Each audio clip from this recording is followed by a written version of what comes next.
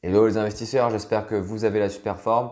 Et à quoi ressemble mon PEA en temps de guerre? C'est vrai que je ne pensais pas il y allait avoir une guerre dans la zone euro d'ici là, mais c'est arrivé et les Russes et les Ukrainiens ont réussi à me faire changer d'avis.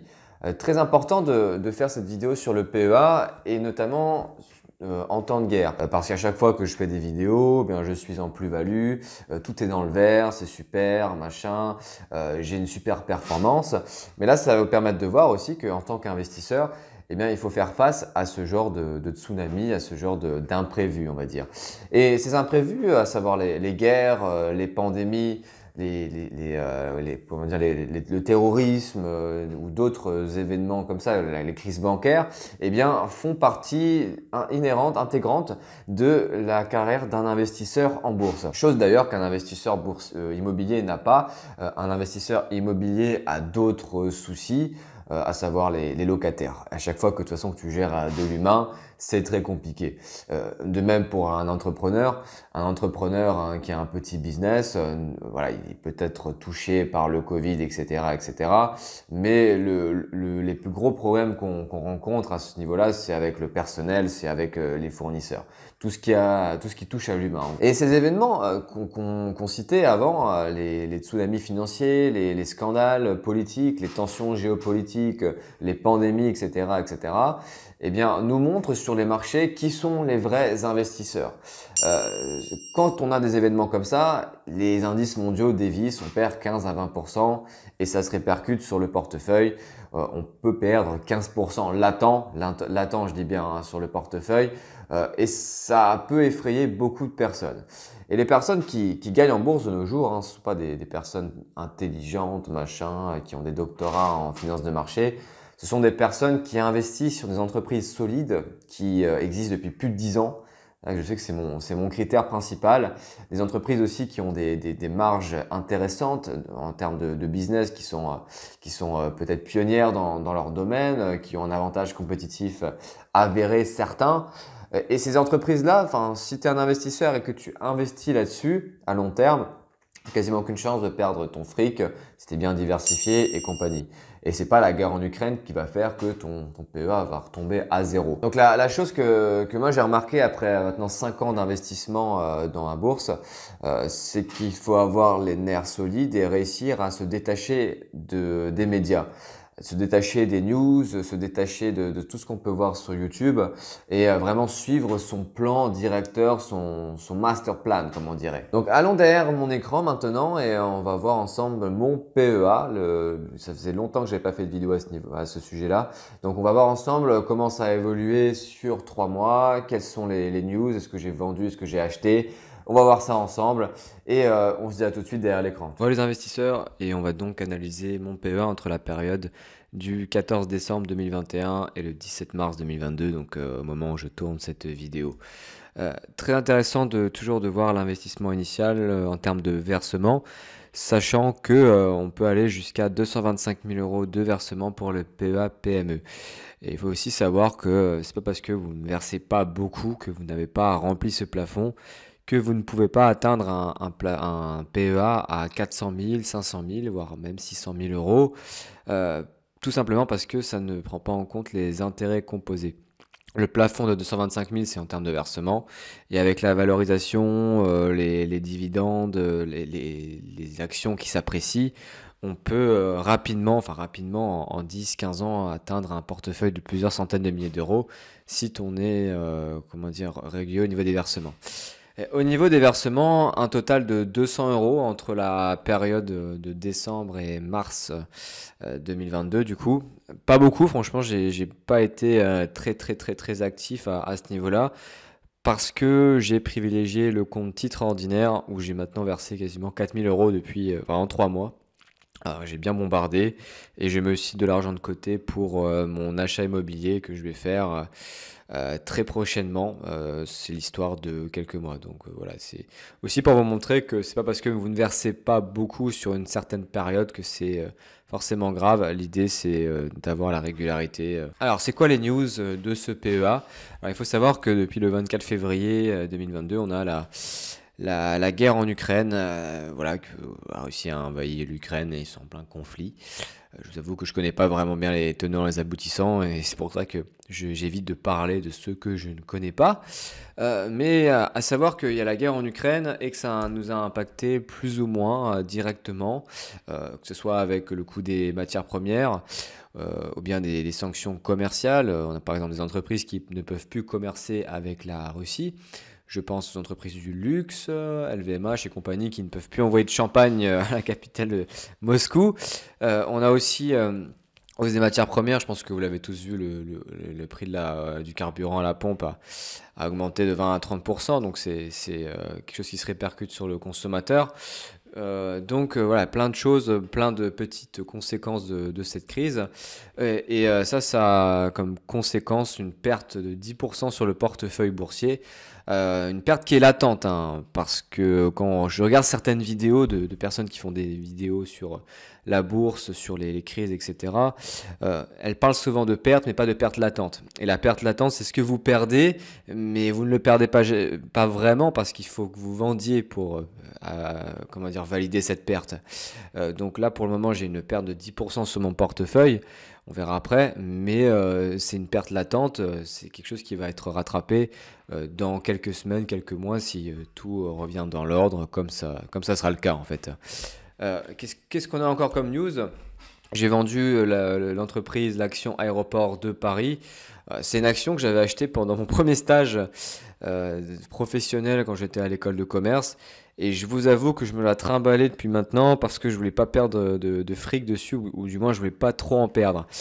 J'en ai vendu pour 385 euros. Il y avait 3 actions, donc environ un prix unitaire de 117 euros, quelque chose comme ça. Je ne vais pas vous dire de bêtises, 117 euros le prix unitaire. J'ai fait une moins-value de 10%, mais voilà, c'était une petite erreur que j'avais fait quand j'étais encore en stage à la banque. J'avais acheté ça sans même me renseigner et il s'est avéré que c'était pas vraiment un investissement fructueux, on va dire. Donc je m'en suis débarrassé et maintenant mon portefeuille il est 100% clean. Toutes les actions que j'ai, c'est des actions très long terme et je pense que ça va cartonner à long terme. Donc voilà, la petite vente, ouais, j'ai vendu à 128 euros du coup, 128 euros le cours unitaire, Aéroport de Paris. Juste pour vous montrer l'historique des dividendes de ADP, hein, là c'est l'historique de ADP. On a un historique de dividendes assez, comment dire, saccadé. On n'a pas vraiment de tendance qui se dessine, c'est hyper, comment dire, c'est hyper saccadé comme on disait. Il n'y a pas de fréquence vraiment, ça ne permet pas de nous projeter et surtout on a un rendement assez faible à 2%. Parce qu'à la rigueur, si on a une évolution du dividende de ce type-là, mais avec un rendement à 6, 7%, ça n'aurait pas posé de problème, j'aurais gardé ces actions à long terme. Mais là, bon, avec un rendement à 2%, 1%, des fois quand ça baisse, le dividende baisse, ça ne vaut pas vraiment le coup, d'autant plus que voilà, ADP n'a pas forcément d'avantage concurrentiel, du moins plus trop depuis le Covid. Donc on va remplacer cette entreprise par une autre, je vous en parlerai après. Et du coup, c'est quoi les autres news? Avec la vente de Aéroport de Paris et le virement de 200 euros, j'ai acheté une action L'Oréal et 5 parts d'ETF Nasdaq. Donc comme vous pouvez voir, le L'Oréal que j'ai acheté au coût de 378 euros et l'ETF Nasdaq à 267 à un coût prix unitaire de 53. Et ça vient s'inscrire dans la stratégie croissance de capital avec la croissance de dividendes. Donc je vise des entreprises dont le cours augmente tous les ans, même sur 10 ans. Hein. Tous les ans c'est un peu difficile de se projeter là-dessus, mais 10 ans. Et avec une évolution du dividende constante, ce qui me permet d'avoir plus de visibilité et donc d'améliorer mon rendement. En termes de dividendes reçus, alors là, si vous cherchez de l'action, eh bien vous allez être super déçu parce que il faut savoir que quand on investit sur les entreprises françaises, eh bien les versements ont lieu généralement en mai. Hormis la société que je vais vous montrer maintenant, on n'a quasiment pas de versement trimestriel. Donc c'est ça que je trouve assez décourageant au niveau du PEA. On a des super entreprises certes qui performent à long terme, mais les dividendes on les a une fois par an, voire 2 fois par an au grand maximum. Et ça peut un peu démoraliser. Voilà, j'ai reçu 60 euros entre décembre et mars 2022, soit quasiment 4 mois, 60 euros de dividendes. Je vous avoue que ça m'a, comment dire, ça ne me booste pas trop. C'est peut-être pour ça aussi que j'investis pas autant dans le PEA. Ça me motive pas trop. Bon, après, si on voit l'investissement à très long terme, il y a pas de problème, mais quand on a une fréquence de versement, par exemple, comme celle de mon CTO, vous voyez que quasiment tous les mois, j'ai un versement. Même si c'est de 3 dollars, même si c'est de 4 dollars, eh bien, ça continue, ça continue de monter, d'augmenter. On a cette régularité au niveau des versements et ça motive beaucoup plus plutôt que de devoir attendre à chaque fois 12 mois pour percevoir des dividendes. Et voilà, là vous avez en bas mon portefeuille de compte titres ordinaires avec les différentes entreprises que j'ai achetées. Donc j'ai commencé à me constituer cette année avec l'argent que je gagne via mon boulot. C'est plutôt intéressant. Des dividendes de 211 dollars au total. C'est plutôt sympa, franchement, je suis assez content. Ça me fait un petit complément de revenu sur un mois, donc on persiste toujours sur cette lancée. En termes de valorisation, le 17 mars 2022, on avait donc une valorisation totale à 24 639 euros, soit une plus-value sur prix de revient unitaire qui ne comprend pas les dividendes d'environ 5 000 euros. Et là, vous pouvez voir je suis dans le positif sur chaque ligne, donc c'est très très très satisfaisant de voir ça, de voir que le temps fait bien son travail. Et je peux que vous encourager à faire de même, à utiliser le temps en votre faveur, à être patient sur les marchés et surtout ne pas succomber au mouvement de foule. Donc voilà, je suis plutôt content du résultat après 4 ans d'investissement.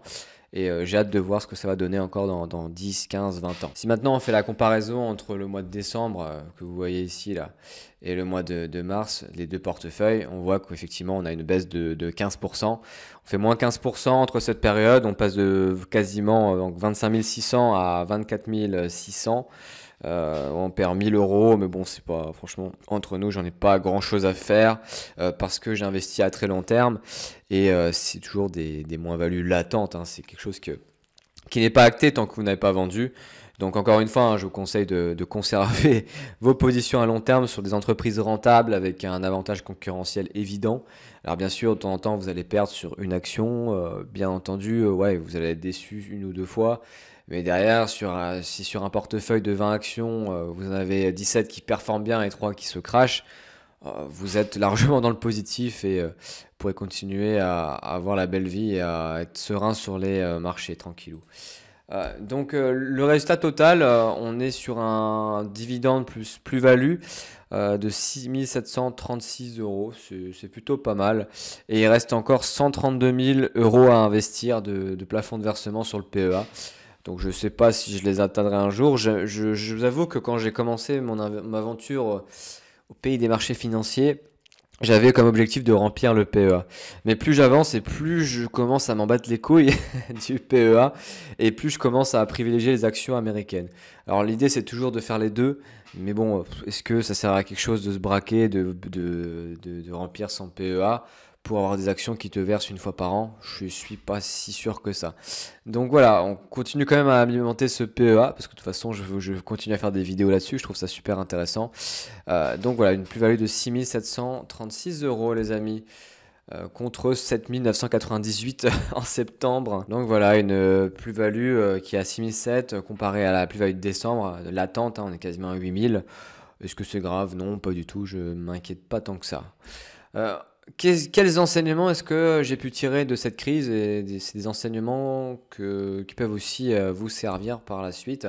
C'est surtout de ne pas paniquer. Là, sur toutes les chaînes de télévision, eh bien, on avait la guerre en Ukraine, on avait le baril à 3 euros, les Russes vont arriver en Allemagne, les Russes vont arriver je sais pas où exactement. Ouais, c'était un peu de la diarrhée intellectuelle. Il faut réussir vraiment à mettre des œillères pendant cette période. Donc moi, ce que je fais, c'est que j'ai toujours ma vision à très long terme et je coupe tous les médias. Tous les médias, que ce soit les médias écrits sur la toile, les médias télévisés, BFM et compagnie, je ne les regarde pas parce que ça m'intéresse pas tant que ça. Et surtout, bon voilà, il y a la guerre effectivement dans un autre pays. Mais déjà, je comprends même pas les origines du conflit. Ça ne m'intéresse pas tant que ça parce que ça ne m'impacte pas. Voilà, c'est pas quelque chose qui va m'empêcher de vivre. Voilà, je reste tranquillement chez moi. Je bosse, je fais le taf. S'il y a de l'argent à donner pour des associations, j'en donnerai, mais ça va pas m'impacter dans mes décisions d'investissement, que ce soit le Covid ou que ce soit d'autres conneries, voilà, la guerre, bon, même si c'est pas des conneries, mais ça ne m'impacte pas et il faut vraiment que vous analysez ça de manière froide, sans émotion, voilà, sans même empathie, on va dire, hein, voilà, c'est triste hein, ce qui se passe, mais il faut garder à l'esprit qu'on gère un portefeuille et qu'on gère pas des émotions, enfin voilà. Donc ensuite, les objectifs d'avril 2022, qu'est-ce que c'était? Est-ce que j'ai réussi à les atteindre? Alors déjà, le premier objectif, c'était de rester humble. Parce que des fois, j'avais tendance un peu à dire, ouais, super, ça performe trop bien, la bourse, c'est trop simple. J'ai arrêté assez rapidement de le faire et je continue à rester humble, je continue à regarder avec des œillères l'évolution des marchés en me détachant de toutes ces émotions.